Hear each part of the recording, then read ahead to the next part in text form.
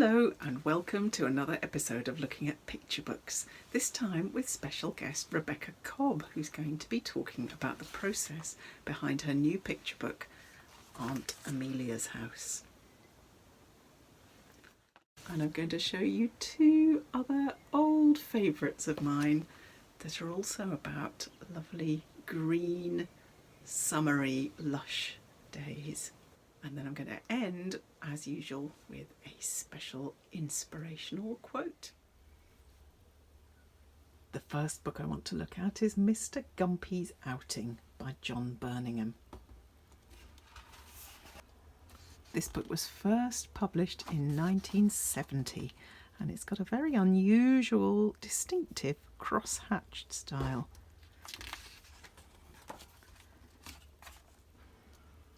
So Mr. Gumpy lives by the river and he decides to go on an outing, and gradually everybody wants to join in. These illustrations here just evoke the feeling of being on a shady river on a hot day so well. The rabbit wants to join in. Mr. Gumpy warns him not to hop about.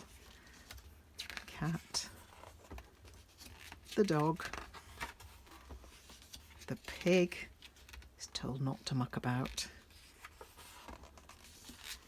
sheep, the chickens and the cow, and then the goat wants to join in too. I particularly like the foliage and the speckles in this scene and the way the ink just runs a little bit. Eventually, on this very hot afternoon, everyone messes about, hops and squabbles, and they all end up falling in. And then they go home for tea.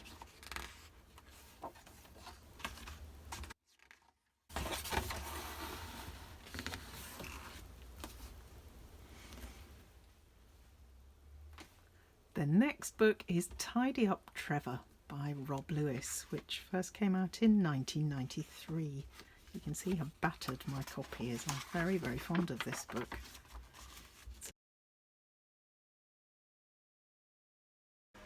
It's about a tortoise who's bored. His family are sitting in the garden. They prepare for an outing and he just doesn't want to go. Again, I really like this foliage. That's all the sort of plants you see. There's water mint there, mare's tails, all the kind of things you'd see on the river. Off they go. He plumped down on the floor and he decides to tidy his cupboard, and he rediscovers the joy of playing with all the things that he's forgotten about. Beautiful cow parsley there. I love the way the river here is depicted as being so dark, which is just how rivers are.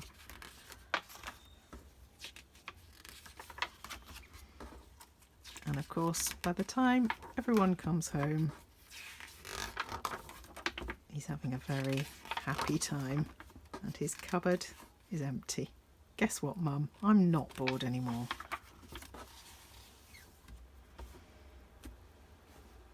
So here's Aunt Amelia's House by Rebecca Cobb.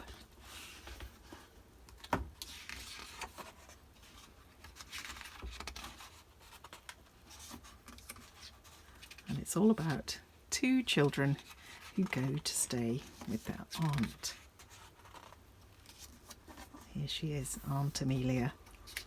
But when they arrive, she tells them there are lots of jobs to do. It doesn't sound much fun. But it turns out that it is, because they water the garden from this beautiful hot air balloon. They harvest oranges and give them to the neighbours. They have a wonderful picnic for pets.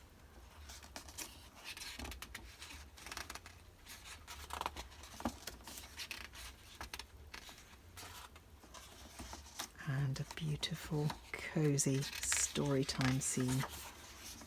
And by the time Mum and Dad come to get them,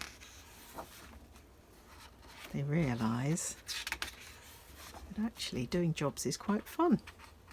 So they've got a list of tasks to do when they get home, and they're very happy about it.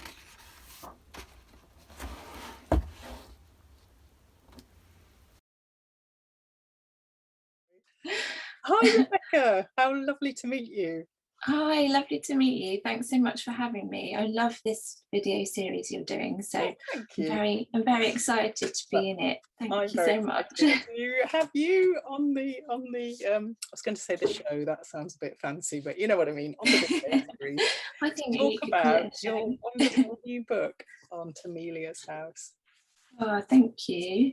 It's Yay. such a lovely story. The artwork is wonderful, but I really, really like the story too. And I actually really want to go and stay in Aunt Amelia's house myself. Yeah, I think that's a big part of why I made it, actually, so that I could feel like I'd gone there. I was wondering if it's actually inspired by a childhood memory of somewhere you used to go and stay. No, not really. It was during the first lockdown, and I think I was just thinking back to being able to go anywhere. It was sort of a good way of pretending I'd had a holiday. It was really nice. I really enjoyed it. Now anyone who reads the book can feel as if they've gone on holiday. Yeah. It actually reminded me of when I was little. We went to stay with my great aunt who lived on the outskirts of Birmingham, because my parents had gone away, and we just had the best time, me and my sister. And it was just like in the book, we had jobs to do. We had to feed the next door neighbour's cats, and we did some baking, and it so reminded me of that, although her house wasn't quite as beautiful as Aunt Amelia. And I love all the tiny details in it that suggest how excited the children are, like the little girl when she's fallen asleep in the car and she's got the toothbrush and toothpaste in her hands, because that's part of the big trip. That was inspired by our youngest daughter, who, if she goes to stay with Granny and Grandad, she'll just spend the whole, well, maybe a few days before, but definitely the day she's going, just holding her toothbrush and toothpaste. Like, I'm ready, I've got what I need. I'm glad she takes dental hygiene seriously. So you've sent through some of your roughs for the book, and I was just interested in the planning process, because I've noticed in the roughs there's a couple of things that aren't in the actual finished book, and I wondered how long that process takes and how many different versions you might go through. Yeah, so it takes quite a few months. So I don't really use a sketchbook because I have a bit of a phobia of sketchbooks. Oh, that's interesting. I wish I could, but they're just, I look at a sketchbook and I think this is so beautiful, I don't want to ruin it. I usually just use like, I've got folders full of bits of paper. It's just like printer paper. And I'll just draw. I usually work very, very small. So there's lots of tiny little drawings on bits of paper, and then I'll scan them all in and sort of move them around, join bits together. So I work quite a lot in Photoshop right at the beginning, just sort of, and drawing lots of boxes for pages, just seeing if she looked good in sunglasses there. Work out a storyboard using all of those, sticking them together, working with my editor Hannah, who's amazing, and Lydia, the designer, who's amazing. And we'll keep changing things around, and because you have to get the pacing right, the page turns, and I don't really make a little book version. We just lay it all out in those little boxes, and then I'll start drawing like my roughs. They're still quite small, but this is the pet picnic. I love page. That page with all and the orange tree page. Beautiful. So I'll go from that to final artwork, even though that's still very rough. Because I used to redraw the roughs until sometimes I was losing a bit of energy redrawing it so much. So I'm trying out keeping them very, very rough, and then hopefully the final artwork will still keep some of that sort of roughness and energy, Yeah. because I always prefer my roughs to the finals. Shouldn't say that, should I? I don't realise that. I've heard so many people saying that, and I think I'm the same. How Yeah, interesting. So what's your process from, say, with the orange tree image? What do you do next to turn that to your final artwork? I'll probably scan that in and then make sure it's the right size, because I do my artwork the same size as the book. Yeah. I print that out and put it on my light box with nice drawing paper on the top. What's your favourite paper? So I've used this, I think, do you pronounce it art? Yeah. Probably not. But it's the hot press, so it's very smooth. I usually start with the ink line, which is just, I quite often use dark brown instead of black. I've noticed, and I love that sort of sepia effect. It's really nice. And I use just a bamboo skewer. You know, when you have a barbecue. Pen. Yeah. Wow. I can't find a dip pen that I get on with. It's like a nib shape, but I have to keep, that's why it's so short. It's like a pencil, you have to keep doing it. Sharpening it. Because when I draw with it, it wears it down. Yeah. Yeah, so I'll do the ink line with that. And then I usually use, I've got all my things here. So I've got watercolour paints, like these kind of things. I've also, I quite like these because you don't even have to add water if you're a bit lazy like me. Yes. They're already liquid, so yeah. Sometimes I just want to do it really fast. The colours there, and they're amazing colours. They come with a dropper as well, so you can sort of, just if you're colour mixing, you can measure how many drops of each colour. It's really useful.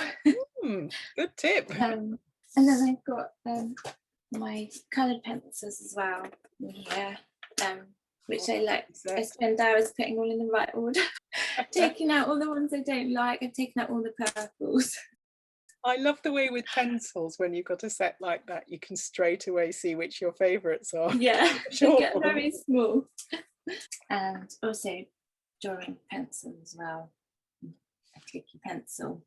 I've got bits of paper with like testing out colours, and I haven't got the artwork for Aunt Amelia's house, but this is what my artwork usually looks like. This is, I just found this one from the Everywhere Bear. It's like the same size as the book. And is that a piece of tracing paper you've hinged onto it to protect it? This is just plain paper. Cartridge paper. Yeah, just because I do use quite a smudgy pencil.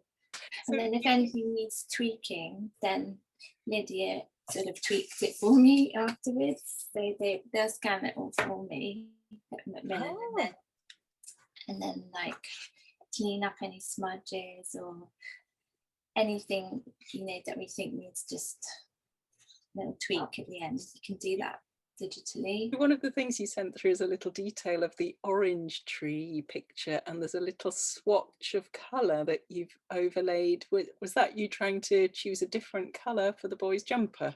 I usually have like a mad panic at some point and go, oh, I've done this wrong, I need to change it all the way through the book. But then I thought, rather than actually do it, I should test it. So I just painted a bit of paper, put it on, and then we sort of all realised that maybe I shouldn't change it. Yes. So luckily it wasn't on the actual. This is something else I'm learning to try. Don't just like suddenly change everything. Sometimes you can look at your pictures too long and you make bad decisions. You can't see straight anymore, definitely. So that's sometimes how I try out changing a colour or deciding what colour something should be. Just paint on another piece of paper and just put it on the top. The colour palette is just so delicious and summery and a little bit continental as well. What was there a particular route you went down to choose those colours? I think it was just the lockdown thing of just thinking I need to cheer myself up. In the past I struggle with yellow quite often. In a few previous books I've put yellow in and then done that thing I was saying where I've gone, oh no, and I've painted over all the yellow. So in this book I thought, actually with the book I did before, Hello Friend, the last one I did, I started using yellow, So I was like, I'm going to try yellow again. So it can be really amazing, but I find it difficult. Got such a warm orangey yellow. That's all thanks to the Yeah, it's just like feeling the sun on your face looking at that. yeah. So I think the colour palette is me trying to work out what would go with yellow. All the greens and the plants and the gardens and everything are just so lovely. Is there any particular inspiration behind that? I think just wishful thinking, because our garden is a mud pit. One day maybe it will be Amelia's garden. have some plants in it. So yeah. I saw some pictures the other day by Suzanne Valadon, and Oh right. I wondered if she'd been an inspiration. The I sort of don't- French post-impressionist painter. I had never heard of her before, and somebody showed me a book of her paintings. They're amazing. Yeah, look at the, can you see this one here? That could be Aunt Amelia's house. Yeah, that's amazing. Wow. Yeah, it just really made me think of your book. So you've sent me some wonderful pictures of all the finished artwork up on your wall. Is that part of the process of checking that everything's harmonious and works together? Yeah, partly that, because it does really help to see it all together, and like you said, to check it's all working together, but also partly I think it's a bit of a morale boost when I'm up against time pressure. It really helps me to see how much I've done and how much I've got left to do. I'll put all the roughs up and then I'll slowly replace them with the finals, so it sort of fills in the gaps, and then I can see. It's like book bingo. Yeah. You've got a full house and the book's finished. Yeah.